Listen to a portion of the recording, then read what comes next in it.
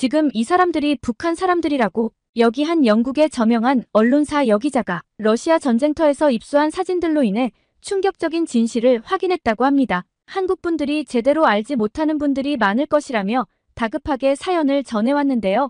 대체 어떤 사연인지 한번 들어보겠습니다. 안녕하세요. 저는 클라라 윌슨입니다. 저는 옥스퍼드 대학에서 국제정치학을 전공하고 지금은 영국 텔레그래프에서 10년째 기자로 일하고 있어요. 중동 특파원으로 시리아 내전을 취재했고 워싱턴 특파원으로는 미국 대선을 다뤘죠. 동아시아 담당 기자 시절에는 한국에서 2년간 머물며 한반도 문제를 깊이 있게 취재했습니다. 그리고 2022년 우크라이나 전쟁이 발발한 후 모스크바 특파원으로 자원했어요. 오늘 여러분께 들려드릴 이야기는 제가 모스크바에 부임한 지 3개월 만에 마주한 충격적인 진실에 관한 것입니다. 전쟁터에 숨겨진 또 다른 전쟁의 이야기, 그리고 그 속에서 희생된 이들의 진실을요. 제가 모스크바 특파원으로 부임한 지 3개월째였습니다. 두꺼운 코트를 여미며 트베르스카야 거리를 걸었죠. 매서운 겨울바람이 뺨을 때릴 때마다 한국에서의 따뜻했던 시간들이 자꾸만 떠올랐습니다. 아직도 교환학생으로 처음 한국에 도착했던 그날이 선명하게 기억나요. 인천공항에 내려 기숙사로 향하는 버스 안에서 느낀 설렘과 두려움이 아직도 생생해요.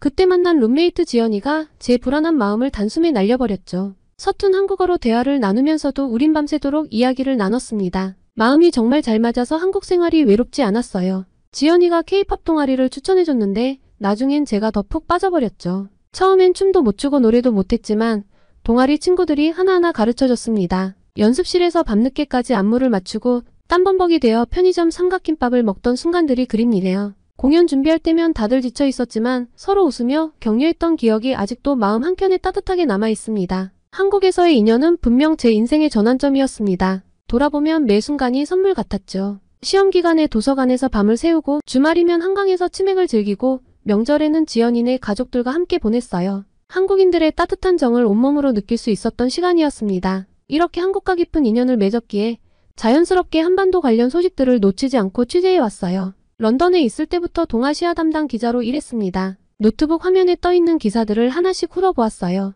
전쟁 소식들이 대부분이었죠. 민간인 사상자 수, 폭격으로 파괴된 도시들, 전선의 이동 상황. 우크라이나 전쟁이 시작된 이후로 모스크바의 공기도 한층 무거워졌고 사람들의 표정도 어두워졌습니다. 그러다 눈에 들어온 한 줄의 기사 제목이 내 시선을 붙잡았어요. 우크라이나 전선에서 목격된 북한군 사망자들. 실체는?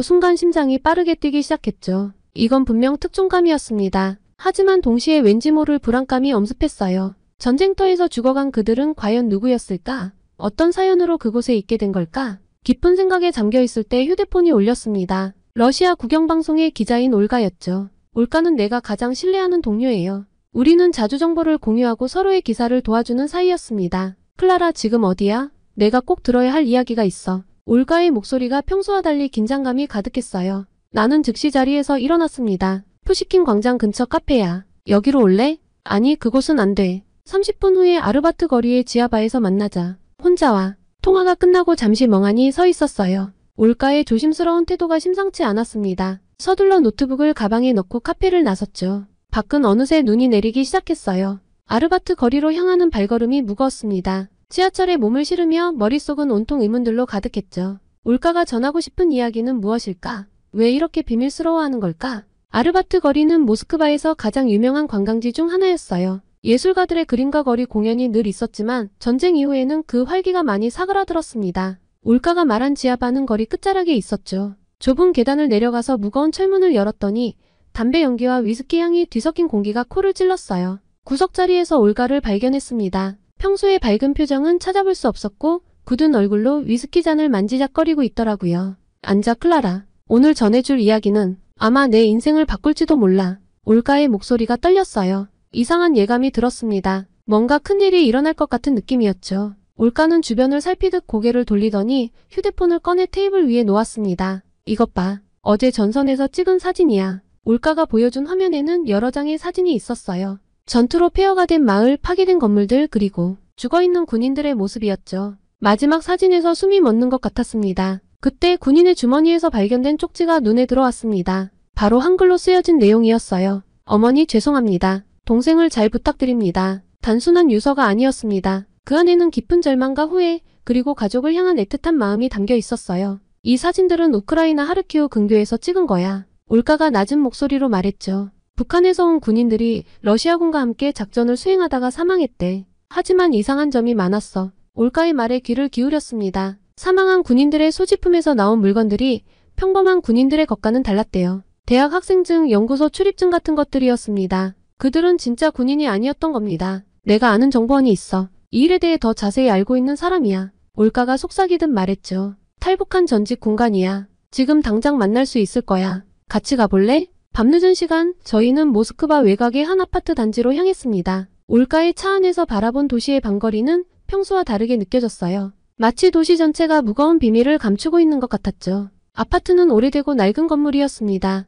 삐걱거리는 엘리베이터를 타고 7층에 도착했어요. 올가가 조심스럽게 문을 두드렸죠. 잠시 후 문이 열렸습니다. 민국 씨, 제가 말씀드린 기자를 데리고 왔어요. 그리고 문 앞에 서 있던 민국 씨는 마흔 즈음으로 보였죠. 날카로운 눈매였지만 깊은 주름 사이로 지친 삶의 흔적이 역력했습니다. 민국 씨는 저희를 거실로 안내하면서 습관적으로 주변을 살폈어요. 창문에 커튼이 모두 쳐져 있었고 테이블 위에는 여러 장의 서류들이 흩어져 있었습니다. 이 사진 속 군인들, 제가 잘 압니다. 민국 씨가 떨리는 목소리로 말을 이었어요. 저도 그들처럼 선택을 강요받았거든요. 수용소에 끌려가느냐 아니면 전쟁터로 가느냐. 민국 씨는 천천히 이야기를 풀어갔습니다. 제 아들이 16이었어요. 그저 남한 드라마를 봤다는 이유로 정치범 수용소행이었죠. 그때 당국에서 제안이 왔어요. 러시아 전쟁터로 가면 가족들을 봐주겠다고. 민국 씨의 눈에 눈물이 고였습니다. 매일 밤 고민했어요. 전쟁터로 가서 죽느냐 아니면 온 가족이 수용소에서 죽어가는 걸 보느냐.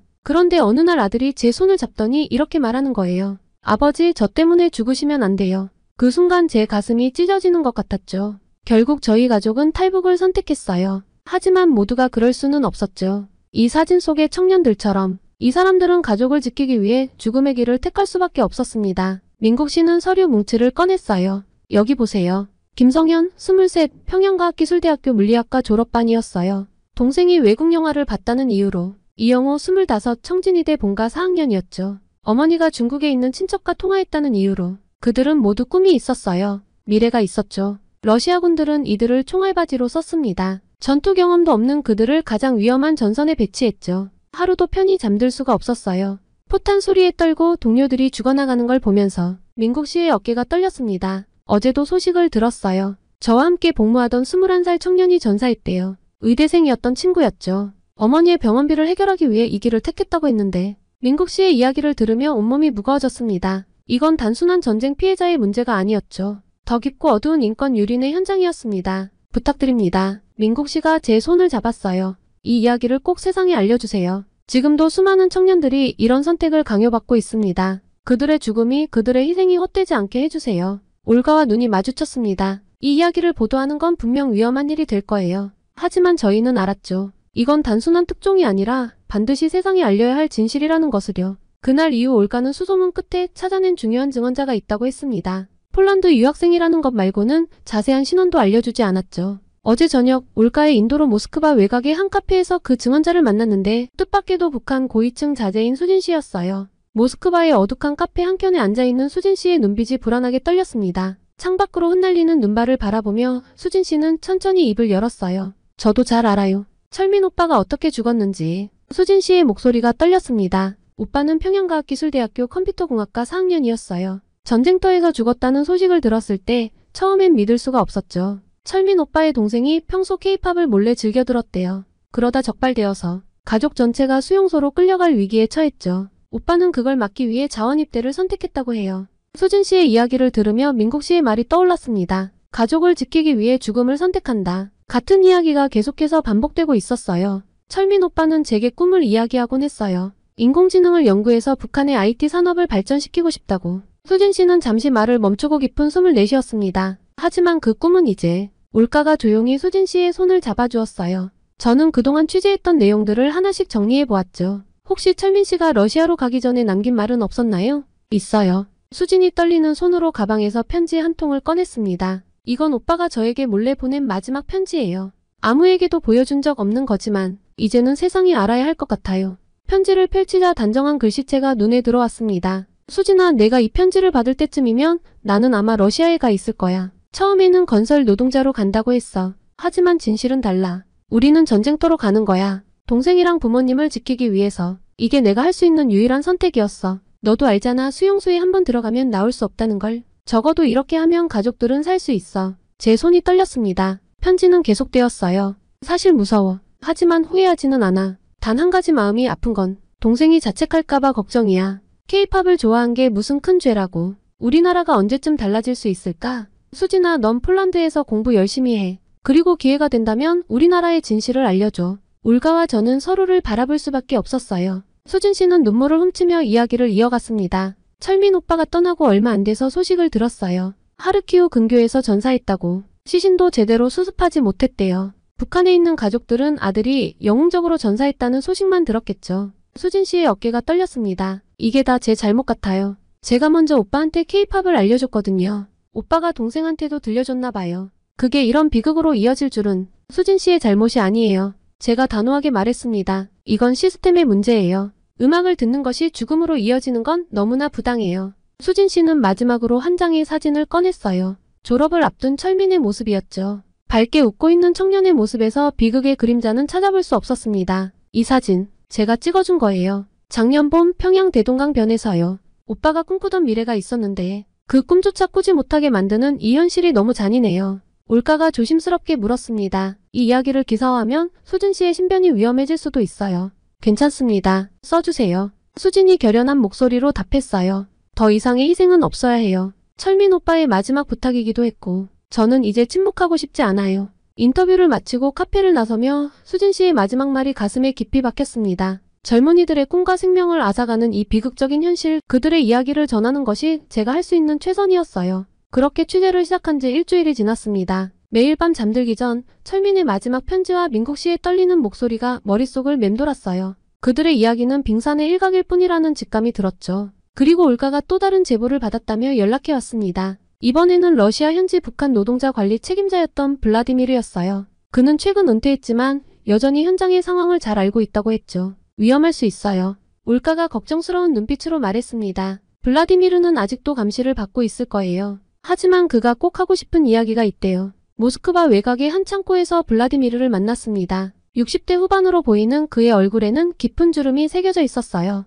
창고 안은 춥고 어두웠지만 그의 눈빛만은 선명했습니다. 이건 단순한 파병이 아닙니다. 블라디미르는 떨리는 손으로 담배를 붙이며 말했어요. 조직적인 인력 거래죠. 10년 전부터 시작된 일이에요. 블라디미르의 증언은 충격적이었습니다. 북한은 2014년부터 러시아와 비밀리에 인력 거래를 해왔다고 해요. 처음에는 단순 노동자들이었지만 점차 전문 인력으로 확대되었죠. 그들은 대부분 고학력자들이에요. 과학자, 의사, 엔지니어. 블라디미르가 깊은 한숨을 내쉬었습니다. 전쟁이 시작되고 나서는 더 악화됐죠. 이제는 자원병이라는 명목으로 젊은이들을 보내고 있어요. 어떤 방식으로 선발되나요?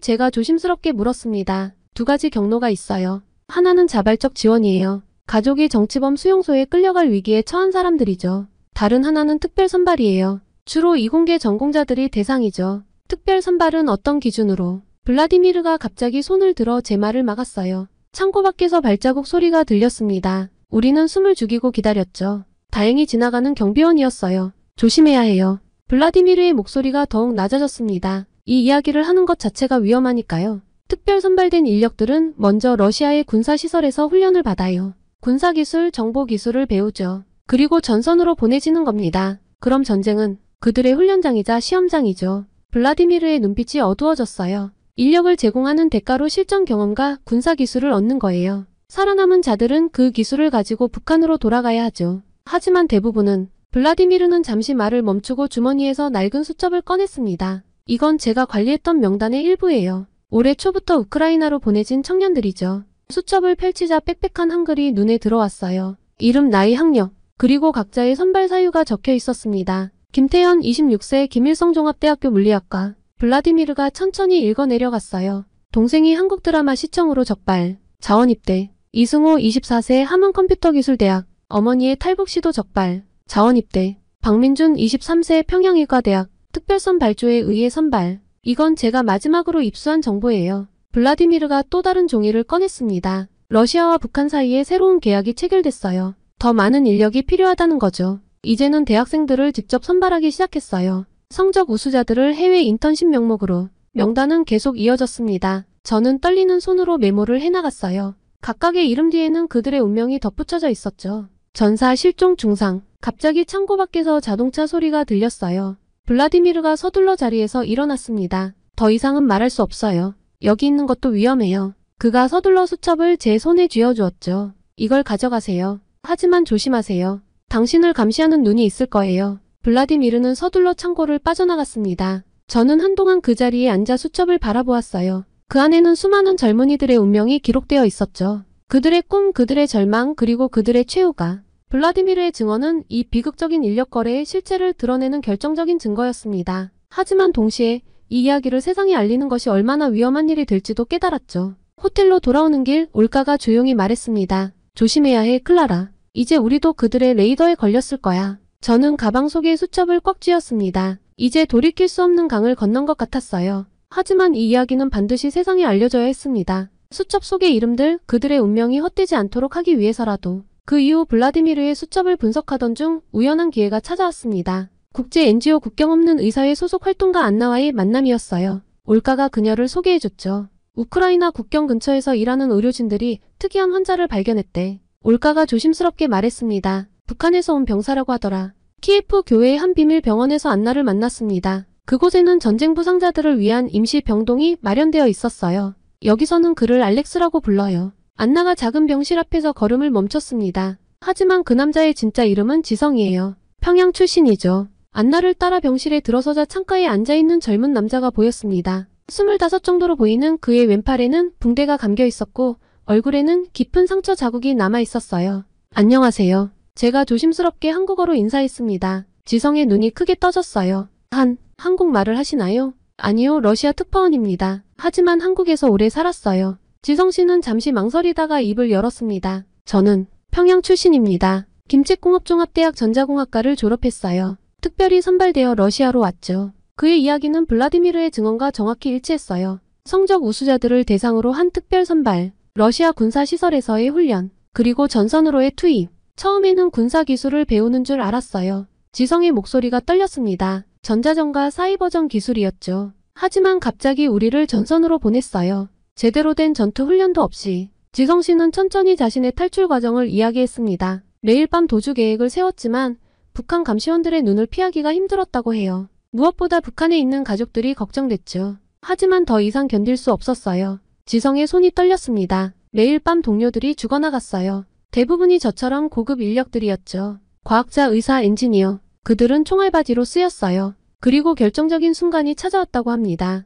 격렬한 포격 중에 북한 감시원들이 잠시 혼란에 빠진 틈을 타 도망쳤고 사흘 동안 숨어 다니다가 우크라이나군 진영에 투항했다고 했어요. 처음에는 그들도 저를 의심했어요. 하지만 제가 가진 정보가 있었죠. 지성이 쓰게 웃었습니다. 북한과 러시아의 군사협력 내용, 전자전 시스템의 구조. 그것들이 제 목숨을 살렸어요. NGO가 그를 보호하고 있어요. 안나가 설명했습니다. 하지만 아직도 위험한 상태예요. 러시아와 북한 양쪽 모두에서 그를 찾고 있으니까요. 지성 씨는 잠시 침묵하다가 한숨을 내쉬었어요. 사실 가장 괴로운 건 북에 있는 가족들 생각이에요. 제가 탈출했다는 소식을 들으면 어떻게 될지. 그의 눈에서 눈물이 흘렀습니다. 어제는 꿈에서 어머니를 봤어요. 제가 떠나기 전날 밤 어머니가 몰래 제 방에 들어오셨거든요. 아무 말씀도 못하시고 그저 제 얼굴만 쓰다듬으셨죠. 어머니도 아셨던 걸까요? 제가 어디로 가는지. 창밖으로 눈이 내리기 시작했어요. 병실 안은 무거운 침묵에 잠겼습니다. 이제 어떻게 하실 생각이에요? 제가 조심스럽게 물었습니다. 아직 모르겠어요. 지성 씨가 창밖을 바라보며 말했습니다. 자유를 찾아 도망쳤지만 여전히 감옥에 갇혀 있는 것 같아요. 우리 가족이, 우리 민족이 이렇게 갈라져 있으니까요. 안나가 조용히 말했습니다. 지성 씨의 증언이 세상에 알려지면 뭔가가 달라질까요? 모르겠어요. 지성 씨가 쓴웃음을 지었습니다. 하지만 최소한 저처럼 끌려온 사람들의 진실이 알려질 수 있겠죠. 그들도 모두 가족이 있고 꿈이 있었다는 걸, 그저 전쟁터의 숫자가 아니었다는 걸. 병실을 나서는 길에 지성 씨가 제 손을 잡았어요. 이런 말씀드리기 조심스럽지만 혹시 나중에 우리 어머니를 만나실 기회가 있다면 제가 잘 지내고 있다고 그리고 죄송하다고 전해주세요. 밖으로 나올까 거리며 생각했습니다. 지성의 이야기는 단순한 탈북병사의 증언이 아니었어요. 그것은 분단된 한반도의 비극이 우크라이나 전쟁이라는 또 다른 비극과 만나 만들어낸 이야기였죠. 클라라, 올가가 제 어깨를 토닥였습니다. 우리가 할 수 있는 일을 하자. 그들의 이야기를 전하는 것, 그게 우리가 할 수 있는 최선이야. 저는 고개를 끄덕였습니다. 지성 씨를 만난 후 올가와 저는 취재한 내용을 어떻게 기사화할지 고민했어요. 카페에서 올가의 자택에서 때로는 거리를 걸으며 밤새도록 이야기를 나눴죠. 이건 단순한 전쟁 기사가 아니야. 올가가 따뜻한 커피를 마시며 말했습니다. 인간의 이야기지. 철민, 민국, 지성. 그들 모두 각자의 삶이 있었어. 꿈이 있었고 가족이 있었어. 블라디미르의 수첩에 적힌 이름들이 떠올랐습니다. 그들은 모두 누군가의 자식이었고 형제였고 친구였죠. 단순한 숫자나 통계로 환원될 수 없는 존재들이었어요. 하지만 위험해. 올가가 걱정스러운 눈빛으로 말했습니다. 러시아와 북한 양쪽 모두에서 이 이야기가 알려지는 걸 원하지 않을 거야. 우리도 위험해질 수 있어. 그때 휴대폰이 울렸어요. 수진이었습니다. 그녀는 폴란드로 돌아간 후에도 계속 연락을 해왔죠. 언니 큰일이에요. 수진 씨의 목소리가 떨렸습니다. 철민 오빠 동생이 수용소로 끌려갔대요. 오빠가 전사한 게 아니라 도망쳤다는 의심을 받았나 봐요. 가슴이 철렁 내려앉았습니다. 우리의 취재가 또 다른 비극을 낳은 걸까요? 취재하면 할수록 이 이야기의 무게는 더욱 무거워졌습니다. 수진 씨, 제가 조심스럽게 말을 이었어요. 다시 한번 말하지만 우리가 이 이야기를 기사화하려고 해요. 하지만 그러면 정말 수진 씨도 위험해질 수 있어요. 괜찮아요. 수진 씨의 목소리가 단단해졌습니다. 이제는 모두가 알아야 해요. 더 이상의 희생은 없어야 해요. 철민 오빠가. 그리고 지금도 전선에서 죽어가는 다른 오빠들이 바란 것도 그거였을 거예요. 전화를 끊고 올가를 바라보았습니다. 그녀도 같은 생각을 하고 있었나 봐요. 우리가 할 수 있는 최선을 다하자. 올가가 결연한 목소리로 말했습니다. 이건 단순한 스쿠프가 아니야. 진실을 알려야 해. 다음 날 우리는 기사 작성을 시작했습니다. 블라디미르의 수첩, 민국 씨의 증언, 지성의 이야기, 수진이 들려준 철민의 마지막 편지까지 모든 퍼즐을 맞추기 시작했어요. 전쟁의 또 다른 희생자들, 우크라이나 전선의 북한 청년들. 우리는 이런 제목을 달기로 했습니다. 한반도의 분단이 만든 비극이 이제 우크라이나 전쟁으로 이어졌습니다. 그들은 2번, 3번 희생되고 있었어요. 분단으로, 전쟁으로, 그리고 침묵으로. 기사를 완성하고 나서 올가와 저는 모스크바 외곽의 작은 성당을 찾았습니다. 그곳에서 우리는 촛불을 켰어요. 철민을 위해, 지성의 가족을 위해, 그리고 아직도 전선에서 생사를 넘나드는 모든 이들을 위해. 이제 어떻게 될까요? 올가가 물었습니다. 모르겠어요. 제가 답했습니다. 하지만 적어도 그들의 이야기는 남을 거예요. 누군가는 기억할 거예요. 성당을 나서는 길, 눈이 더욱 거세게 내리고 있었습니다. 문득 한국에서의 시간이 떠올랐어요. 룸메이트 지연이와 함께했던 따뜻한 시간들. 그때는 몰랐죠. 제가 이렇게 한반도의 아픔을 전하게 될 줄은. 그날 밤에 호텔방에서 마지막 원고를 검토하며 생각했습니다. 이 기사가 세상에 알려지면 무엇이 달라질 수 있을까? 어쩌면 아무것도 달라지지 않을지도 모릅니다. 하지만 우리는 해야 했어요. 진실을 전하는 것, 그들의 이야기를 기억하는 것. 그것이 우리가 할 수 있는 최선이었으니까요. 보도되면 큰 파장이 있을 거예요. 편집장이 마지막 검토를 마치며 말했습니다. 네, 알고 있습니다. 제가 답했어요. 당신도 위험할 수 있어요. 괜찮습니다. 이건 제가 해야 할 일이니까요. 저는 사무실을 나서며 마지막으로 원고를 읽어보았습니다. 마지막 문장에서 잠시 멈췄어요. 그들은 전쟁터에서 쓰러져간 무명의 군인이 아니었다. 그들은 꿈이 있었고 사랑하는 가족이 있었으며 돌아가고 싶은 고향이 있었다. 우리는 기억해야 한다. 한반도의 비극이 우크라이나의 전쟁터에서 또 다른 비극으로 이어진 이 현실을, 그리고 침묵 속에서 희생된 그들의 이름을. 밖으로 나오자 찬바람이 뺨을 스쳤습니다. 하지만 이상하게도 마음은 따뜻했어요. 어쩌면 이것이 시작일지도 모른다는 생각이 들었습니다. 진실을 말하는 것으로부터 시작되는 작지만 의미 있는 변화의 시작이요. 이제 저는 다시 거리로 나가 새로운 진실을 찾아 나설 것입니다. 전쟁은 아직 끝나지 않았고 누군가는 계속해서 그 속에서 희생되고 있으니까요. 여러분께 전한 이 이야기는 전쟁이라는 거대한 소용돌이 속에 가려진 작은 진실들에 관한 것이었습니다. 우크라이나 전선에서 쓰러져간 북한의 젊은이들, 그들의 꿈과 절망, 그리고 남겨진 가족들의 이야기를요. 긴 시간 제 사연을 들어주신 여러분께 깊이 감사드립니다. 한국 같은 나라로 좌천되다니. 내 인생의 수치야. 여기 태국의 어느 미녀 여군이 오열을 하며 호소하고 있습니다. 태국 유명 정치인의 딸인 그녀는 한국의 군사력은 보잘것없어. 절대 오고 싶지 않다며 결국 총기로 위협을 가하는데요. 도대체 어떤 사연이길래 그녀가 태극기를 바닥에 이기는 것인지 사연을 들어보도록 하겠습니다. 안녕하세요. 저는 태국 방콕에서 살고 있는 말리완입니다. 제 직업은 자랑스러운 태국 군인이며 계급은 중이에요. 제 이야기가 여러분께 흥미롭게 들릴지 모르겠네요. 저는 방콕의 번화가에 있는 고급 주택가에서 자랐어요. 우리 집은 항상 정치인들과 고위 공무원들로 북적였죠. 어린 시절부터 권력의 중심에서 자랐다고 할 수 있겠네요. 매일 밤 열리는 화려한 만찬, 끊임없이 울리는 전화벨 소리, 그리고 항상 바쁘게 움직이는 사람들, 이런 것들이 제 일상이었습니다. 어떻게 이렇게 살 수 있냐고요? 아버지가 태국의 정치인이셨거든요. 늘 바쁘셔서 저와 함께할 시간은 거의 없으셨죠. 어릴 때는 아버지의 관심을 받고 싶어 안달이 났었어요. 텔레비전에 나오시는 아버지를 보며 우리 아빠야 라고 자랑스럽게 외치곤 했죠. 하지만 정작 아버지는 집에 계실 때조차 저를 거의 쳐다보지 않으셨어요. 아들이 아니라는 이유여서였는데요. 그래도 아버지를 원망하지 않습니다. 아버지께서는 대신 제가 항상 넓고 높은 곳을 보게 만들어주셨거든요. 여자라는 이유로 제가 스스로 축소되어 있기를 바라지 않으셨어요. 그래서 아버지께서는 제가 정치인의 길을 걸어 자신의 뒤를 이어주길 바라셨습니다. 만리환, 넌 언젠가 이 나라를 이끌 사람이 될 거야. 하지만 정치는 제게 큰 흥미가 없었습니다. 아니, 흥미라기보다는 부담에 가까웠던 것 같아요. 대신 제가 관심이 있는 건 따로 있었습니다. 바로 군대였어요. 좀 특이한가요? 어릴 때부터 군인 아저씨들의 늠름한 모습이 그렇게 멋있더라고요. 우리 집에 자주 오시던 장군님들의 위험 있는 모습, 반짝이는 훈장들, 그리고 그들이 들려주던 애국심 넘치는 이야기들이 어린 제 마음을 사로잡았죠. 특히 기억에 남는 건 제가 10살 때였습니다. 한 한국인 외교관이 제게 작은 군인 인형을 선물해 주셨는데 저는 늘 그 인형을 품에 안고 잤어요. 그 인형은 제게 용기와 힘을 주는 부적 같은 존재였죠. 밤마다 그 인형에게 속삭였습니다. 나도 너처럼 강한 군인이 될 거야. 라고요. 고등학교를 졸업할 무렵 저는 큰 결심을 했습니다. 군에 입대하기로 했어요. 친구들은 모두 놀랐어요. 만리환, 너 미쳤어? 내가 왜 군대를 가?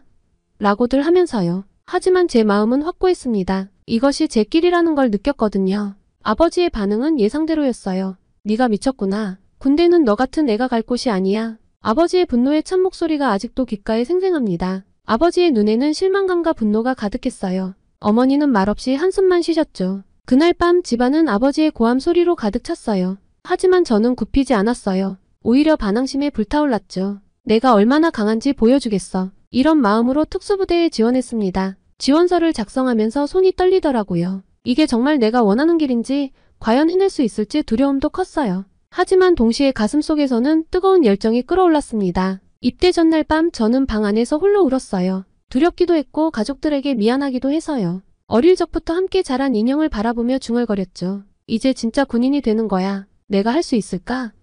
하지만 동시에 새로운 세상에 대한 기대감으로 가슴이 뛰었습니다. 그렇게 훈련소에 도착한 첫날, 저는 충격을 받았어요. 거친 훈련 환경, 고함치는 교관들, 모든 게 낯설고 두려웠죠. 머리를 자르고 군복을 입는 순간 제가 정말 군인이 되어가고 있다는 걸 실감했어요. 거울 속 제 모습은 너무나 낯설었습니다. 훈련은 정말 힘들었어요. 남자들도 버티기 힘든 고강도 훈련을 매일같이 견뎌야 했죠. 진흙탕을 기어다니고 밤새 행군하고 극한의 체력 테스트를 받았어요. 살을 내는 추위와 숨막히는 더위도 이겨내야 했고요. 하루하루가 지옥 같았습니다. 매일 밤 잠들기 전 포기하고 싶다는 생각이 들었어요. 하지만 그럴 때마다 아버지의 실망한 얼굴을 떠올렸어요. 그 얼굴을 떠올리면 어떻게든 버틸 수 있었습니다. 아버지, 제가 해낼 수 있다는 걸 보여드릴 거예요. 이런 생각으로 매일을 버텼죠. 때론 눈물을 흘리며 때론 이를 악물며 훈련을 이어갔어요. 그러자 동료들의 시선도 점차 변하기 시작했어요. 처음엔 비실비실한 게 무슨 특수부대냐며 비웃던 그들이 제가 모든 훈련을 똑같이 해내는 걸 보고 하나둘 인정하기 시작했죠.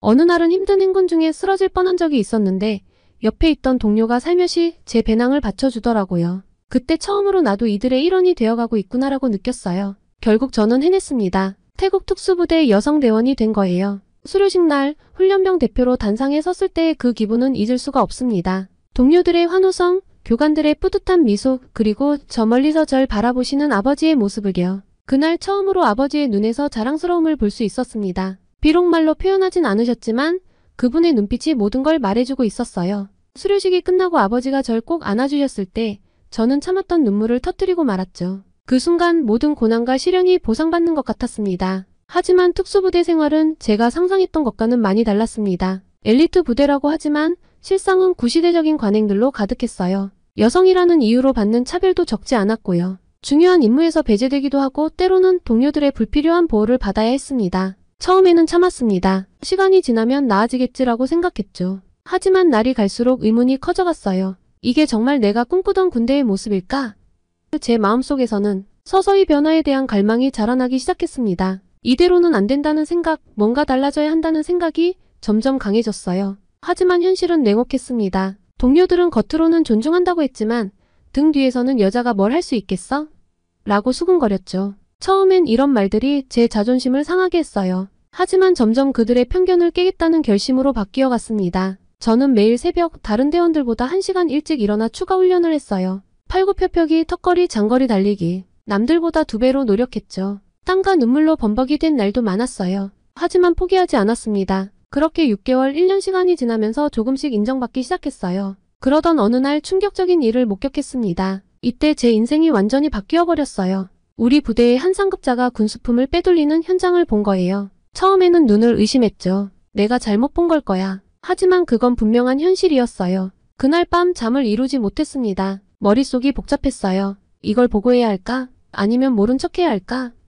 군인의 의무와 현실적인 고민 사이에서 갈등했습니다. 결국 다음날 아침 저는 결심을 했어요. 옳은 일을 해야 해. 저는 이 사실을 고발하기로 결심했습니다. 정의를 위해서라면 어떤 대가라도 치르겠어. 이런 마음으로 보고서를 작성했죠. 손이 떨렸어요. 이 보고서가 어떤 결과를 가져올지 두려웠지만 군인으로서의 의무감이 저를 밀어붙였습니다. 보고서를 제출하고 나서의 며칠은 정말 긴장의 연속이었어요. 매일 아침 출근할 때마다 오늘은 어떤 일이 벌어질까 하는 불안감에 시달렸죠. 그런데 동료들의 시선이 달라졌어요. 누군가는 절 피하기 시작했고 또 누군가는 은근히 격려의 말을 건네기도 했습니다. 현실은 제 순수한 의지를 비웃듯 냉혹했어요. 오히려 제가 불미스러운 일에 연루되었다는 누명을 쓰게 된 겁니다. 그 상급자의 입김이 저를 덮쳤죠. 어느 날 갑자기 저는 상관의 사무실로 호출됐어요. 들어가자마자 느꼈습니다. 뭔가 크게 잘못되었다는 것을요. 말리안 중이 자네가 군수품을 빼돌렸다는 증거가 있어. 상관의 말에 저는 귀를 의심했어요. 무슨 말씀이십니까? 저는 그런 적이 없습니다. 필사적으로 해명하려 했지만 소용없었습니다. 그들은 이미 저를 범인으로 낙인 찍은 듯 했어요. 그날부터 제 일상은 악몽이 되었습니다. 동료들은 절 범죄자 취급했고 매일 취조를 받아야 했어요. 제 사물함 숙소가 수색당했죠. 마치 제가 투명인간이 된 것 같았어요. 아무도 제 말을 들으려 하지 않았으니까요. 징계위원회에 섰을 때의 절망감은 이루 말할 수 없었습니다. 제 말을 들어주는 사람은 아무도 없었거든요. 그들의 눈에는 오직 문제를 일으킨 골칫거리 신참으로만 보였나 봐요. 재판은 형식적일 뿐이었죠. 결과는 이미 정해져 있었어요. 말리안 중이 당신의 행위는 군의 명예를 심각하게 훼손했습니다. 이에 따라 중징계를 내리기로 결정했습니다. 위원장의 목소리가 마치 멀리서 들리는 것 같았어요. 온 몸에 힘이 빠졌습니다. 이게 정의를 위해 싸운 대가인가요? 결국 저는 징계를 받게 되었습니다. 한국 군부대로의 파견 지시를 받았어요. 처음에는 이게 무슨 날벼락 같은 형벌인가 싶었습니다. 한국에 대해 아는 것이라곤 고작 드라마와 케이팝뿐이었으니까요. 게다가 한국어도 전혀 할 줄 몰랐죠. 이건 사실상 추방이나 다름없어 라는 생각이 들었습니다. 파견 명령을 받고 집에 돌아왔을 때 부모님의 반응을 마주하니 정말 가슴 아팠어요. 어머니는 눈물을 흘리시며 절 안아주셨습니다. 우리 딸 얼마나 힘들까. 아버지는 한숨만 깊게 내쉬셨어요. 내가 널 군대에 보내지 말았어야 했는데. 짐을 꾸리면서 마음이 무거웠습니다. 방 안의 추억들, 소중한 물건들, 가족과 이별해야 한다는 게 실감났죠. 어릴 적 한국인이 주신 그 인형을 바라보며 중얼거렸어요. 한국으로 가는 거니까 너도 나와 함께 가야겠다. 그리고 출발 전날 밤에 친구들이 찾아왔습니다. 위로의 말을 건네는 친구들도 있었지만 어떤 친구는 저를 원망하기도 했죠. 내가 왜 그런 위험한 짓을 한 거야? 조용히 있었으면 이런 일은 없었을 텐데. 그 말에 가슴이 아팠지만 동시에 제가 한 일이 옳았다는 확신도 들었어요. 다음날 저는 비행기 창밖으로 방콕의 불빛이 점점 멀어지는 걸 보며 마음을 다잡았습니다. 말리완, 이건 내게 주어진 기회야. 새로운 시작이 될 수도 있어. 그렇게 저는 미지의 세계로 향했죠. 한국에서 저를 기다리고 있을 운명이 어떤 것일지 불안했지만 동시에 이상하게 설레기도 했죠. 어쩌면 이게 내 인생의 전환점이 될지도 몰라. 이런 생각이 들었어요. 비행 중에 한국어 책을 펼쳤습니다. 안녕하세요, 감사합니다. 낯선 문자들을 보며 한숨이 나왔어요. 이걸 어떻게 다 배우지?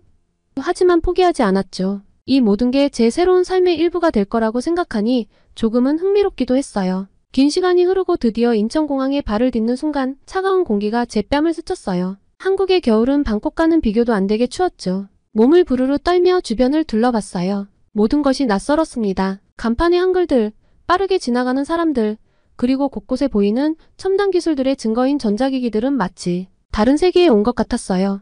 으리으리한 인천공항은 저를 단숨에 압도해버렸습니다. 그때 저를 맞이한 한국군 장교가 다가왔습니다. 말리안 중위님 환영합니다. 힘든 여정이셨죠? 그의 따뜻한 미소에 긴장이 조금 풀렸습니다. 하지만 여전히 마음 한구석에는 불안감이 자리 잡고 있었어요. 낯선 곳에 대한 두려움이 컸던 것 같습니다. 하지만 이런 두려움과 불안감은 시간이 가면서 점차 사라졌어요. 차를 타고 이동하는 동안 창밖으로 보이는 서울의 풍경의 넛을 잃었거든요. 높이 솟은 빌딩들, 체계적으로 정비된 도로, 그리고 어디를 가든 보이는 번쩍번쩍한 패널들이요. 태국과는 너무나 다른 깔끔한 느낌이었어요. 그리고 목적지에 도착했을 때 저도 모르게 탄성을 질렀어요. 우와, 이게 정말 군부대인가요? 제가 본 군부대와는 차원이 달랐거든요. 깔끔하게 정비된 건물들, 최신식 장비들은 마치 한국 영화 속 한 장면 같았습니다. 그 순간 제 가슴 속에서 작은 희망의 불씨가 타오르기 시작했어요. 어쩌면 이곳에서 정말 뭔가를 배울 수 있을지도 몰라.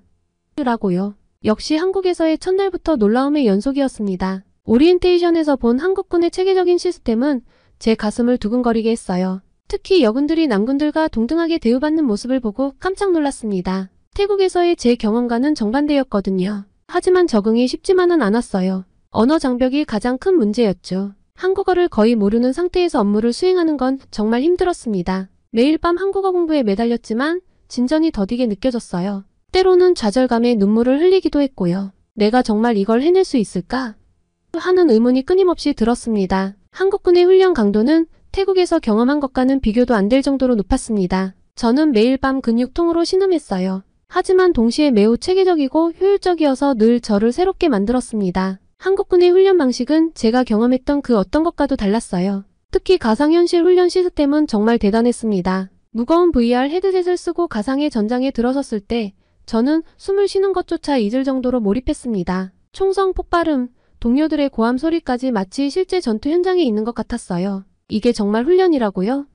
저도 모르게 중얼거렸죠. 옆에 있던 한국 장교가 미소를 지으며 대답했어요. 네, 이렇게 하면 실제 전투 경험 없이도 다양한 상황에 대비할 수 있습니다. 그 다음으로 놀라웠던 건 통합 전투 훈련이었어요. 육군, 해군, 공군이 하나의 시나리오 아래에서 완벽하게 협력하는 모습을 보고 저는 입을 다물지 못했습니다. 태국에서도 하긴 하지만 이렇게까지 체계적이고 전문적인 건 처음 봤습니다. 실시간으로 정보를 공유하고 각 부대가 유기적으로 움직이는 모습은 마치 정교한 시계 부품들이 맞물려 돌아가는 것 같았어요. 우와, 이렇게 완벽한 협력이 가능하다니. 제 감탄의 훈련을 지휘하던 대위가 설명해 주었어요. 네, 우리는 합동성을 매우 중요하게 여깁니다. 현대 전쟁에서는 각 군의 완벽한 협력이 승리의 열쇠니까요. 게다가 체력 훈련 방식도 달랐어요. 단순히 뛰고 근력 운동을 하는 것이 아니라 과학적으로 설계된 프로그램으로 진행되었죠. 각 군인의 체형과 체력 수준에 맞춰 개별화된 훈련이 이뤄졌습니다. 심지어 웨어러블 기기로 실시간 생체 정보를 측정하며 훈련 강도를 조절하더라고요.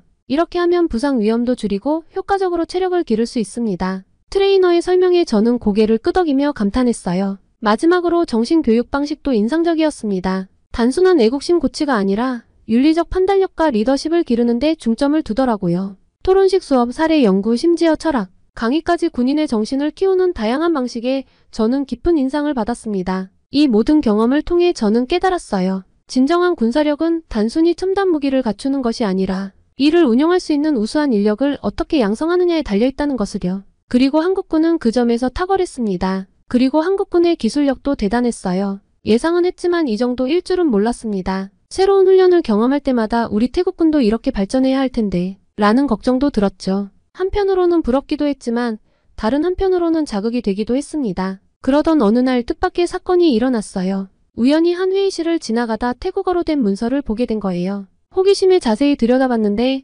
그건 태국군에 대한 분석 보고서였습니다. 순간 머리가 하얘졌어요. 심장이 빠르게 뛰기 시작했고 손에 식은땀이 맺혔죠. 한국이 우리 군대의 약점을 파악하고 있다고? 이건 스파이 행위 아닌가? 온갖 생각이 머릿속을 스쳐 지나갔습니다. 분노, 배신감, 혼란스러운 감정이 복잡하게 얽혔어요. 그 순간 제가 여기 온 이유, 제가 겪었던 모든 일들이 떠올랐어요. 내가 이용당한 건가?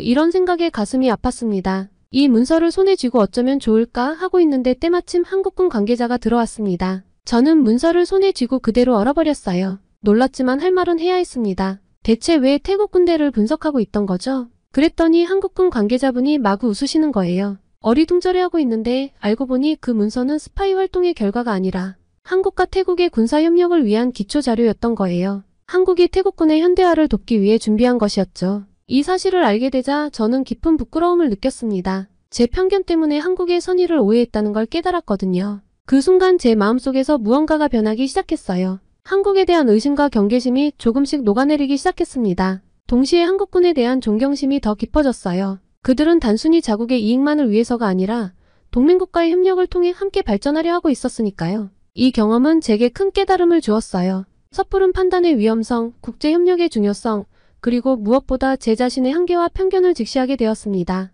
이때부터 저는 한국에서의 모든 경험을 새로운 시각으로 바라보기 시작했어요. 더 이상 강제로 보내진 곳이 아니라 배움의 기회로 생각하게 된 거죠. 저는 무엇보다 한국 군인들의 전문성과 열정에 깊은 인상을 받았어요. 특히 한국군의 안전에 대한 철저한 접근 방식은 정말 놀라웠습니다. 한 번은 야간 훈련 중 날씨가 급격히 악화되었는데 지휘관이 즉시 훈련을 중단시켰던 적이 있어요. 군인의 생명이 어떤 훈련보다 중요하다는 그의 말에 크게 공감했습니다. 시간이 지나면서 저는 점점 변화하기 시작했어요. 단순히 명령을 따르는 군인이 아니라 더 나은 군대를 만들기 위해 고민하는 사람으로 성장해갔죠. 우리 태국군도 이렇게 변할 수 있을까?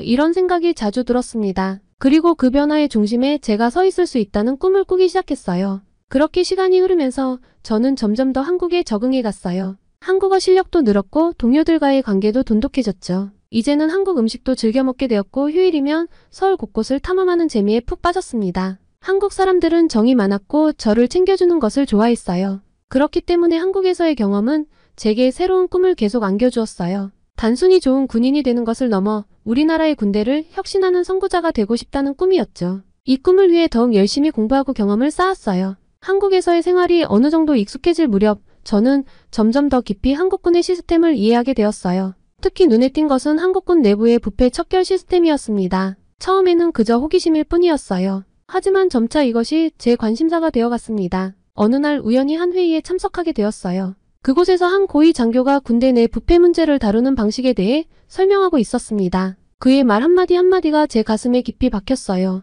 우리는 작은 부패도 용납하지 않습니다. 그것이 큰 부패로 이어지기 때문이죠. 이 말을 들으며 저는 태국에서의 경험을 떠올렸습니다. 제가 겪었던 부당한 대우, 그리고 그로 인해 받은 징계가 선명하게 떠올랐어요. 가슴이 아팠습니다. 만약 우리 군대도 이런 시스템이 있었다면 내 상황은 달라졌을까? 또 놀라웠던 건 한국군의 투명성이었어요. 모든 예산 사용 내역이 꼼꼼히 기록되고 감사를 받는다는 사실, 그리고 부패 행위에 대한 신고 시스템이 잘 갖춰져 있다는 점이 제게는 충격적이었습니다. 와, 이런 시스템이 있다니. 자료를 보며 중얼거렸어요. 그 순간 제 마음속에 작은 희망의 불씨가 타오르기 시작했죠. 우리 태국군도 이렇게 될 수 있을까? 하지만 동시에 두려움도 밀려왔어요. 이런 시스템을 태국에 도입하려면 얼마나 많은 저항에 부딪힐지, 그리고 그 과정에서 제가 또 어떤 어려움을 겪게 될지 생각만 해도 가슴이 답답해졌죠. 한편 한국군의 운영 방식을 더 자세히 알게 될수록 제가 태국에서 겪었던 일들이 얼마나 부당했는지 더욱 분명히 깨닫게 되었습니다. 제가 정의를 위해 싸우다 오히려 징계를 받은 그 상황이 여기서는 절대 용납되지 않을 거라는 사실을 알게 됐어요. 이런 깨달음은 제게 큰 위안이 되었습니다. 내가 잘못한 게 아니었어. 시스템이 잘못된 거야. 이런 생각이 들자 그동안 제 마음 한구석을 짓누르고 있던 무거운 짐이 조금씩 벗겨지는 것 같았어요. 하지만 동시에 깊은 슬픔도 밀려왔어요. 왜 우리나라는 이렇게 하지 못하는 걸까? 이런 생각이 들 때면 가슴이 아팠죠.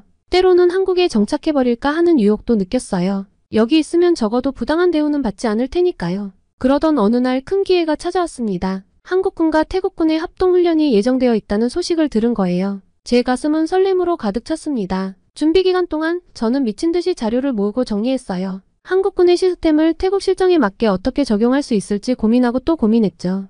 때로는 너무 열중한 나머지 식사를 거르기도 했습니다. 드디어 합동훈련 당일 저는 긴장된 마음으로 태국 동료들을 맞이했어요. 그들의 눈빛에서 저를 향한 의구심을 읽을 수 있었죠. 제가 왜 저렇게 들떠있지? 무슨 꿍꿍이지?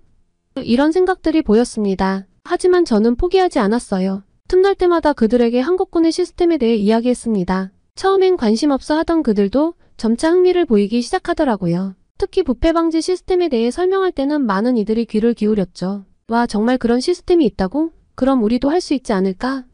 한 동료의 이 말에 저는 희망을 느꼈어요. 그래, 우리도 할 수 있어. 반드시 할 수 있을 거야. 훈련이 끝나갈 무렵 저는 큰 결심을 했어요. 태국으로 돌아가 이 모든 경험을 나누고 우리 군대를 변화시키는데 앞장서겠다고요. 물론 쉽지 않을 거예요. 많은 저항과 어려움이 있겠죠. 하지만 이제 저는 두렵지 않았어요. 마지막 날 한국 동료들과 작별 인사를 나누며 가슴이 뭉클해졌어요. 그들은 제게 많은 것을 가르쳐 주었고 제 꿈을 응원해 주었죠. 말리언 중이 당신은 반드시 해낼 거예요. 우리는 항상 당신을 응원할게요. 비행기에 오르며 저는 마지막으로 서울의 풍경을 바라봤어요. 이곳에서의 모든 순간들이 주마등처럼 스쳐 지나갔습니다. 두려움과 불안으로 가득했던 첫날부터 자신감과 열정으로 가득 찬 지금까지요. 창밖으로 서울이 점점 작아지는 걸 보며 생각했어요. 이제 시작이야. 진짜 도전은 지금부터야. 가슴 한켠에는 두려움도 있었지만 그보다 더 큰 열정과 희망이 불타올랐습니다. 비행기가 방콕에 착륙할 때 저는 확신에 차 있었어요. 나는 반드시 우리 군대를 변화시킬 거야. 한국에서 배운 모든 것을 우리 현실에 맞게 적용해서 더 나은 미래를 만들어낼 거야. 공항을 빠져나오며 태국의 뜨거운 공기가 저를 반겼습니다. 이제 제 진짜 도전이 시작되었다는 것을 느꼈어요. 하지만 이제 저는 두렵지 않습니다. 한국에서의 경험이 제게 준 자신감과 지식으로 무장한 채 저는 앞으로 나아갈 준비가 되어 있거든요. 집에 도착하자 부모님이 반갑게 맞아주셨습니다. 하지만 그 환영 속에서도 저는 긴장감을 느낄 수 있었죠. 특히 아버지의 눈빛에서 약간의 경계심이 느껴졌어요. 말리완, 한국에서 무엇을 배웠니? 아버지의 이 질문에 저는 잠시 망설였습니다. 어디서부터 어떻게 설명해야 할지 막막했거든요. 그날 밤 제 방에 홀로 앉아 한국에서의 경험을 정리하기 시작했어요. 노트북을 펴고 한국군의 시스템, 부패 방지 정책, 효율적인 훈련 방식 등을 하나하나 기록했습니다. 밤이 깊어가는 줄도 모르고 열중했어요. 이 모든 것을 어떻게 하면 태국군에 적용할 수 있을지 그 방법을 찾는 데 몰두했죠. 다음날 아침 부대로 복귀했을 때 동료들의 반응은 예상 밖이었습니다. 어떤 이들은 반갑게 맞아주었지만 또 다른 이들은 의심의 눈초리를 보냈어요. 말리완, 넌 이제 한국군처럼 되고 싶은 거야? 이런 말을 던지는 동료도 있었습니다. 그 말에 가슴이 아팠지만 저는 결심했어요. 그래, 내가 먼저 변화의 모습을 보여주자. 그날부터 저는 한국에서 배운 것들을 조금씩 실천하기 시작했어요. 훈련 시간에 더 효율적인 방식을 제안하고 업무 처리할 때 더 투명한 방식을 도입하려 노력했습니다. 처음에는 많은 이들이 불편해했어요. 왜 갑자기 이렇게 하는 거야? 지금까지 해오던 대로 하면 되잖아. 이런 반응들에 때로는 좌절감을 느끼기도 했습니다. 하지만 포기하지 않았어요. 꾸준히 설명하고 설득했죠. 이렇게 하면 우리가 더 강해질 수 있어요. 한국처럼 더 나은 군대가 될 수 있다고요. 천천히 하지만 확실하게 변화의 바람이 불기 시작했어요. 어느 날 제 직속 상관인 대위님이 저를 불렀습니다. 말리완 중이 자네가 제안한 새로운 한국식 훈련 방식이 꽤 효과가 있더군. 다른 부대에도 소개해보는 게 어떻겠나. 그 순간 느낀 기쁨은 이루 말할 수 없었어요. 작은 변화지만 제가 꿈꾸던 그 큰 변화의 시작점이 될 수 있다는 희망이 생겼습니다. 하지만 모든 게 순조롭지만은 않았어요. 어떤 고위 장교들은 제 제안을 젊은 군인의 건방진 행동으로 치부하기도 했죠. 우리 군대의 전통을 무시하는 거야 라는 비난도 들었습니다. 그럴 때마다 가슴이 아팠지만 한국에서의 경험을 떠올리며 힘을 냈어요. 변화는 항상 저항을 동반해. 하지만 그 과정을 견뎌내야 진정한 발전이 온다고. 와, 한국에 이런 시스템이 있다니 놀랍네요. 우리도 한국처럼 이렇게 바뀔 수 있을까요? 정말 흥미로운 내용이에요. 더 자세히 알고 싶어요. 이런 긍정적인 반응들에 제 가슴은 희망으로 부풀었어요. 물론 부정적인 반응도 있었습니다. 한국 군대가 뭐가 그렇게 대단하다고? 우리 군대의 자존심은 어디 갔나? 한국 것만 좋아하는 건 위험해. 이런 댓글들을 볼 때마다 가슴이 아팠지만 동시에 이런 의견도 중요하다는 걸 알았어요. 변화를 이루려면 이런 우려도 해소해야 한다는 걸 깨달았습니다. 이 과정에서 저는 뜻밖의 동료들을 만나게 되었어요. 제 게시물을 읽고 공감한 다른 젊은 장교들이었죠. 우리는 비공식적으로 모임을 만들어 정기적으로 만났습니다. 각자의 전문 분야에서 배운 것들을 공유하고 태국군의 미래에 대해 열띤 토론을 벌였어요. 제가 전하는 한국 국방력에 모두가 감탄하고 흥미로워했어요. 여러분, 한국의 무기 체계는 정말 믿기 힘들 정도로 발전되어 있어요. 제가 말했죠. 특히 K2 전차를 본 순간 제 눈을 의심했어요. 그 정교함과 화력, 기동성이 어찌나 뛰어나던지 직접 보면 놀라실 겁니다. 이 말에 다들 귀를 쫑긋 세우는 듯 했습니다. K2 전차의 자동장전 시스템은 정말 놀라웠어요. 분당 10발을 발사할 수 있다고 하더라고요. 우리 태국군의 전차와는 비교가 안 되는 수준이었습니다. 그리고 K9 자주포, 이건 정말 게임 체인저예요. 52구경장 155mm 주포를 갖추고 있는데 사거리가 무려 40km가 넘는다고 해요. 게다가 발사 후 30초 만에 진지를 이탈할 수 있어 적의 대포 공격으로부터 빠르게 회피할 수 있죠. 동료들은 숨을 죽이고 듣고 있었어요. 저는 계속해서 한국의 무기 체계에 대해 설명했습니다. 공굴력도 대단해요. KF-21 전투기를 직접 볼 기회가 있었는데 정말 감탄했어요. 스텔스 성능의 첨단 레이더와 전자전 장비를 갖추고 있더라고요. 우리 태국 공군의 F-16과는 차원이 다른 성능이었어요. 그리고 잊지 못할 것이 있어요. 무인 시스템이에요. 정찰용 드론부터 공격용 드론까지 한국은 정말 다양한 무인 체계를 보유하고 있더라고요. 특히 중고도 정찰용 무인 항공기 KUS-FS는 정말 인상적이었습니다. 30시간 이상 비행할 수 있고 정찰 능력이 뛰어나더라고요. 그러자 한 명이 물었습니다. 그런 첨단 무기들을 우리도 도입할 수 있을까요? 저는 잠시 생각에 잠겼다가 대답했습니다. 당장은 어렵겠지만 우리도 노력하면 할 수 있을 거예요. 중요한 건 단순히 무기를 도입하는 게 아니라 그런 무기를 개발하고 운용할 수 있는 기술력과 인력을 확보하는 거예요. 한국이 그랬듯이 우리도 차근차근 발전해 나가야 해요. 이 이야기를 나누면서 우리는 더욱 강한 결의를 다졌습니다. 태국군의 현대화가 얼마나 시급한지, 그리고 우리가 해야 할 일이 얼마나 많은지 깨달았거든요. 한국에서의 경험은 제 인생을 완전히 바꿔놓았습니다. 처음에는 두렵고 낯설기만 했던 그곳에서 저는 군인으로서, 그리고 한 사람으로서 크게 성장할 수 있었어요. 지금 태국으로 돌아와 많은 도전에 직면해 있지만 저는 두렵지 않습니다. 한국에서 배운 것들, 그리고 그 과정에서 얻은 용기와 결단력이 제게 큰 힘이 되고 있거든요. 마지막으로 한국 국민 여러분께 진심으로 감사드립니다. 여러분의 나라가 제게 새로운 시각과 꿈을 안겨주었어요. 언젠가 태국군이 한국군만큼 발전하게 된다면 그때 다시 한번 찾아가 감사 인사를 전하고 싶습니다. 여러분, 지금까지 제 이야기를 들어주셔서 정말 감사합니다. 여러분의 삶에도 항상 희망과 용기가 함께하기를 바랍니다.